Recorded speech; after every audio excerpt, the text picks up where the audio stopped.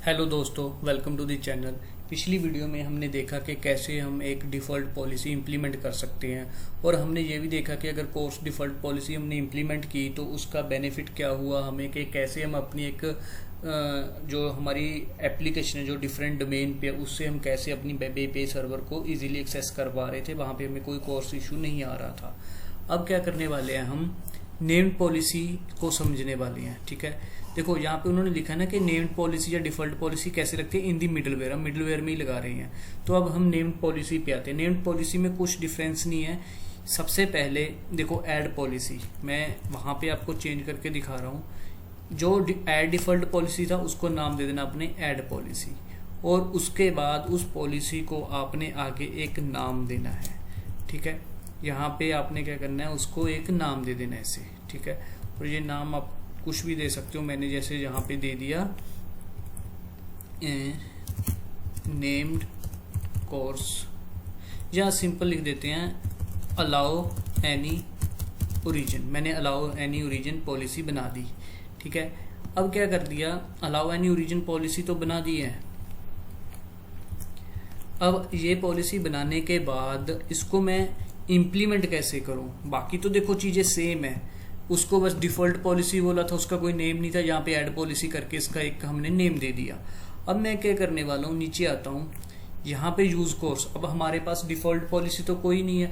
अगर अभी मैं इसको एप्लीकेशन को चलाऊं तो क्या होगा, मेरे पास कोई भी पॉलिसी डिफॉल्ट वाली है नहीं और नेम्ड वाली मैंने किसी कंट्रोलर पे लगाई ही नहीं। तो क्या होगा, वो पॉलिसी इंप्लीमेंट नहीं होगी। ठीक है, वो भी हम एक बार चलाकर करके ही देख लेते हैं। ठीक है, मेरी एप्लीकेशन चल गई है और एप्लीकेशन में मैंने क्या करा है, वहां पे यूज कोर्स लगाया है और यहाँ पे इसको नेम्ड पॉलिसी में कन्वर्ट कर दिया। अब मेरे पास कोई डिफॉल्ट पॉलिसी तो नहीं है, तो अब मैं क्या कर रहा हूँ, लेकिन मैं अपने मिडलवेयर में क्या बोल रहा हूँ अपने मिडलवेयर को कि इस पे डिफॉल्ट पॉलिसी इंप्लीमेंट कर दो, क्योंकि वहां पे मैंने कोई भी नेम नहीं दे रखा। अगर आप नीचे आकर देखते हो यहाँ पे, ठीक है, यहाँ पे तो यूज कोर्स में तो मैंने बताया ही नहीं कि मैंने कौन सी पॉलिसी यूज करनी है। ठीक है, तो अगर मैं अब यहाँ पे क्लिक करता हूँ तो मुझे कोर्स एरर आना दोबारा से स्टार्ट हो गया। ठीक है, प्री फ्लाइट रिक्वेस्ट फिर से फेल हो रही है। तो अब क्या हो रहा है, मेरे पास मैंने एक पॉलिसी बनाई जरूर, लेकिन जब मेरी वो रिक्वेस्ट आई, उसने यूज कोर्स को यूज कर इसके थ्रू पास हुई। उसने बोला कि यहाँ पे ये एक डिफॉल्ट पॉलिसी है। जब यूज कोर्स में कोई पैरामीटर नहीं होता, एक डिफॉल्ट पॉलिसी होती, तो इसने देखा मुझे डिफॉल्ट पॉलिसी के अकॉर्डिंग चलना है। तो यहाँ पे उसने डिफॉल्ट पॉलिसी का तो उसको कोई रूल रेगुलेशन मिला ही नहीं, तो वो उसने प्री फ्लाइट को फेल कर दिया। लेकिन अब अगर मैं इसको सक्सेसफुल बनाना चाहता हूँ तो मैं क्या करता हूँ, अलाउ ओरिजिन को यहाँ से कॉपी करके यहाँ पे कोर्स के अंदर नेम्ड पॉलिसी पास कर देता हूँ, ऐसे उसका नाम पास कर देता हूँ। अभी हम एक बारी चलाकर देखते हैं इसका क्या बेनिफिट है, ये चलेगा या अभी भी हमारे पास प्रॉपर रिस्पॉन्स नहीं आने वाला। तो अभी हम एक बारी देख लेते हैं।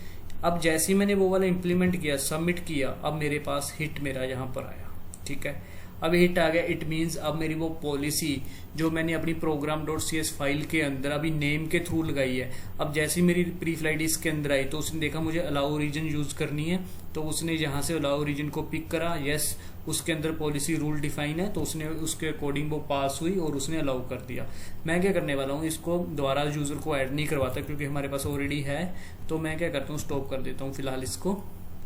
ठीक है, अब ये तो हमने हो गया। अब एक आपके माइंड में क्वेश्चन आएगा कि यार अगर हमने डिफॉल्ट पॉलिसी लगाई या नेम्ड पॉलिसी लगाई, फर्क क्या पड़ा। डिफॉल्ट पॉलिसी के साथ भी रिक्वेस्ट आ रही थी, लेकिन बस मुझे अपने मिडलवेयर में यहाँ पर उसका नाम नहीं देना था। और अगर मैंने ऐड पॉलिसी नेम्ड वाली लगाई तो उसका नेम दे दी, तो दोनों सेम ही है। तो इनका डिफरेंस क्या है।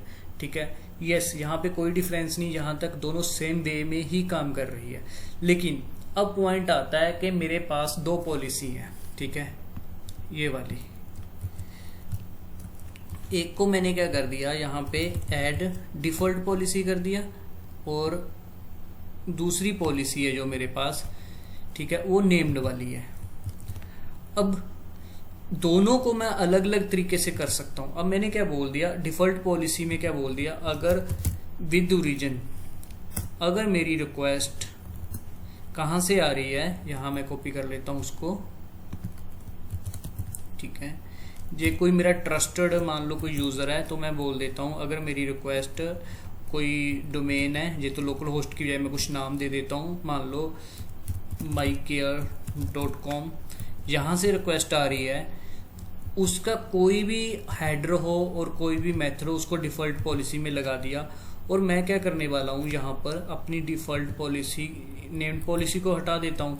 अब क्या हुआ, मेरी एप्लीकेशन के अंदर जितने भी कंट्रोलर होंगे, एक कंट्रोलर हो 10 हो 15 हो, सभी के लिए ये वाली पॉलिसी डिफॉल्ट वाली इनेबल होगी। ठीक है, ग्लोबल पॉलिसी बोल सकता हूँ मैं, ग्लोबल कोर्स अप्लाई हो चुकी है क्योंकि मैंने यहाँ पे जो पॉलिसी अप्लाई करी है। लेकिन ये किसके लिए मैंने बोल दिया, इस ओरिजिन, सिर्फ इसके लिए जो यहाँ से रिक्वेस्ट आ रही है उन्हीं के लिए, कोई भी हेडर हो कोई भी हो। अब मेरी रैक टाइप के लिए नहीं होंगी क्योंकि मेरी रैक टाइप का रिक्वेस्ट कहाँ से आ रही है, वो आ रही है लोकरोस 3000 से, तो उसके लिए तो वो पॉलिसी इनेबल नहीं होगी। ठीक है, क्यों नहीं होगी, क्योंकि मैंने यहाँ पे डिफॉल्ट पॉलिसी यूज करी है। तो यहाँ पे हम जो पॉलिसी का लेते हैं, अगर विदाउट पैरामीटर लेते हैं तो मेरी डिफॉल्ट पॉलिसी ग्लोबली इंप्लीमेंट हो जाती है, मतलब इन्फोर्स हो जाती है हर एक कंट्रोलर पे। अगर मैं यहाँ पे नेम्ड पॉलिसी का नाम दे दूं तो वो वाली सभी कंट्रोलर के लिए डिफॉल्ट पॉलिसी ग्लोबली इन्फोर्स हो जाती है, जो उन पे लग जाती है। ठीक है, तो अब इन दूसरी पॉलिसी को हम कैसे लगा सकते हैं। तो मैंने बोल दिया कि ठीक है यार, मेरे पास ऐसी 2 पॉलिसी हैं।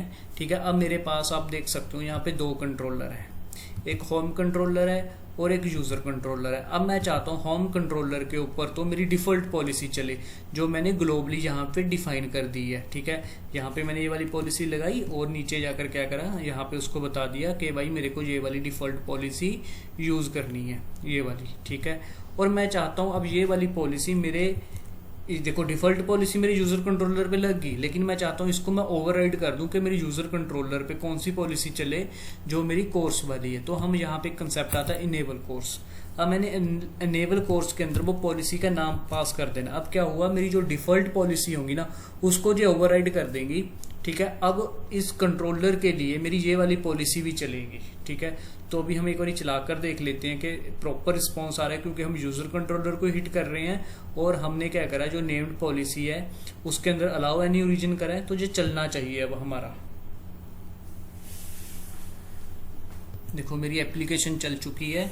अब मैं एक बार पहले फिर से आपको क्लियर कर दूं कि देखो मैंने क्या करा है, जो मेरी डिफॉल्ट पॉलिसी है वो मैंने सभी कंट्रोलर के लिए लगा दिया, लेकिन डिफॉल्ट पॉलिसी के अंदर मैं अपनी रिएक्ट ऐप को तो अलाउ कर ही नहीं रहा, तो मेरी रिएक्ट ऐप तो हिट कर नहीं सकती।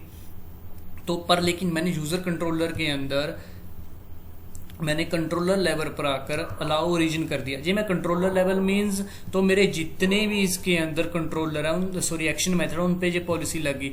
हो सकता है मैं एक पर्टिकुलर मेथड के लिए लगाना चाहता हूं तो मैं उसके ऊपर आकर यहाँ पे ऐसे लिख सकता हूँ कि बस इसी के लिए लगेंगी, यहाँ से हटा दूंगा, लेकिन मैं फिलहाल कंट्रोलर लेवल पे लगा के चलता हूँ। तो अभी मैंने क्या कर दिया कि मेरे यूजर कंट्रोलर के लिए जो मेरी नेम्ड पॉलिसी है वो चलनी चाहिए। ठीक है, नेम्ड पॉलिसी भी चलेंगी और दूसरी भी चलनी चाहिए। डिफॉल्ट तो लगी है सभी पे, लेकिन अलग से मैंने नेम्ड पॉलिसी लगा दी है। तो अब हम एक बारी क्या करते हैं, रिएक्ट ऐप के अंदर आते हैं, यहाँ से सबमिट पे क्लिक करते हैं। देखो मेरा हिट आया यहाँ पे, इट मीन्स अब मेरी कोर्स ने फिर से कोई एरर नहीं दिया, उसने मुझे अलाउ कर दिया। क्यों? क्योंकि मैं यहाँ पे नेम्ड पॉलिसी अलाउ यूज कर रहा हूँ जिसका नाम है अलाउ एनी ओरिजिन, और यहाँ पे मैंने हर एक ओरिजिन को तो अलाउ कर रखा है। ठीक है, अब मैं क्या करता हूँ, मेरे पास एक यूजर कंट्रोलर भी सॉरी होम कंट्रोलर भी है। अब हम क्या करते हैं, होम कंट्रोलर का, लेकिन मैंने इसके लिए रिएक्ट ऐप में पॉइंट नहीं बना रखा, चलो कोई बात नहीं। तो मेरे कहने का मतलब क्या था, अगर मैं अब अपनी रिएक्ट ऐप के अंदर एक ऐसा पॉइंटर बनाऊं यहाँ पे मैं इस पर्टिकुलर मेथड को हिट करूं तो वो नहीं चलेगा। उसका रीजन क्या है कि इसके ऊपर तो डिफॉल्ट पॉलिसी इंप्लीमेंटेड है और डिफॉल्ट पॉलिसी में मैंने सिर्फ इसी ओरिजिन को अलाउ कर रखा है।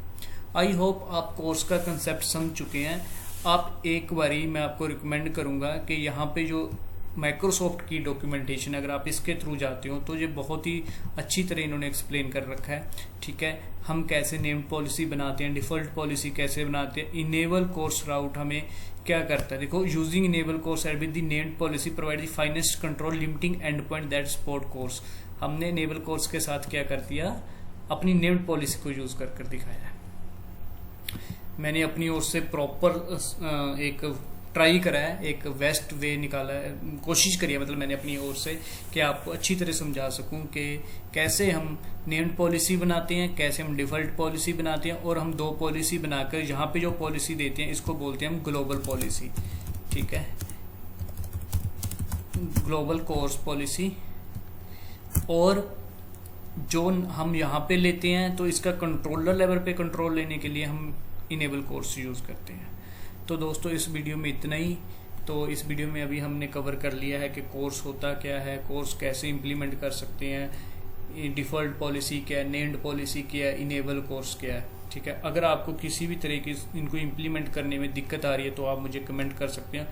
I will definitely reply on your comment. ठीक है, अगर कोई भी आपका क्वेश्चन हो तो आप मुझे कमेंट बॉक्स में कमेंट कर सकते हैं।